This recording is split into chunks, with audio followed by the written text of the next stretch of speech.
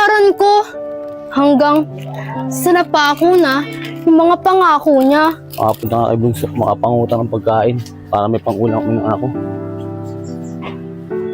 Randy! Bunso! Saglit lang. Ikaw pala kuya. So, baka pwede mo na makakuha ng sardinas sa bigas.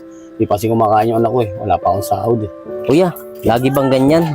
Lagi ka na lang aasa sa akin. Alam mo naman, namumuhunan lang ako dito sa tindahan. Saka yung listahan mo dyan, napakahaba pa. Hanggang ngayon, hindi mo pa nababayaran. Tapos ngayon, dadagdagan mo naman. Mangungutang ka na naman. Kaya siya ka na Bunso. Lagi kasing dili yung sahod ko. Baba pa. Kaya mo Bunso, pag ako nakasahod agad, ikaw unang babayaran. Yan naman lagi sinasabi mo kuya pag nakasahod ka naman, sasabihin mo, kulang pa sa inyo. Sige na, bibigyan kita. Pero last na to alam mo naman, maliit lang ang kinikita ko sa tindahan. Saka gastusin lang namin dito sa bahay, sa pagkain.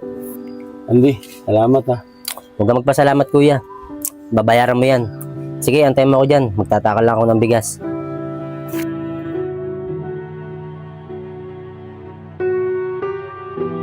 Remelin, tarigan mo na rito. Utusan kita. Bakit po, Tay?